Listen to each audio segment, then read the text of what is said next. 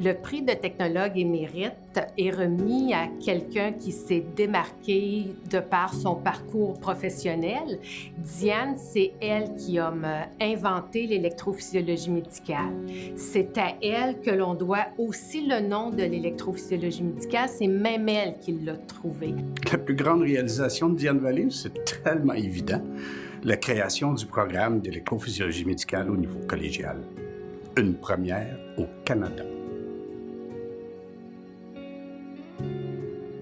J'ai travaillé en électroencéphalographie parce que je pouvais apprendre une technique. À ce moment-là, j'étais préposée et j'avais la possibilité de devenir technicienne après 2 ans de formation en cours d'emploi. La formation que j'ai reçue ne me satisfaisait pas du tout.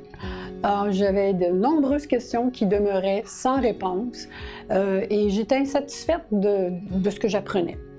Alors, très vite, je suis devenue convaincue qu'il fallait une formation officielle et unique et commune à tous les centres hospitaliers. Alors, je me suis engagée comme présidente de l'Association des techniciens et technologistes en électroencéphalographie du Québec. Ce poste-là, ce titre-là me donnait la possibilité de faire des représentations au ministère de l'Éducation pour justifier le besoin d'une telle formation. J'étais vraiment déterminée. Après 5 ans d'avoir remis dossier après dossier au ministère, finalement, la formation collégiale a été acceptée. Les grandes qualités de Mme Vallée, ce serait passionnée, très curieuse et authentique. Décrire Diane Vallée en 3 mots, tenace. Généreuse de son temps, professionnelle jusque dans la fibre. Dès le début, quand j'ai commencé à enseigner, il y avait beaucoup de défis à relever. Et je suis une personne qui aime relever les défis.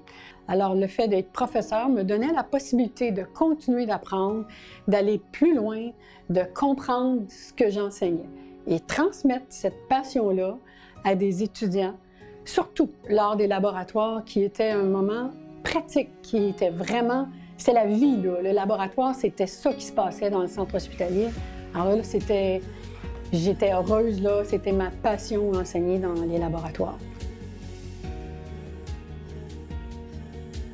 Ma plus grande satisfaction professionnelle, c'est qu'il existe un cours en électrophysiologie médicale, un cours reconnu, un cours de qualité. Le legs qu'elle laisse derrière elle, Diane, elle laisse plus de 700 technologues qui travaillent actuellement en électrophysiologie médicale et qui vont continuer à faire grandir, avancer l'électrophysiologie médicale.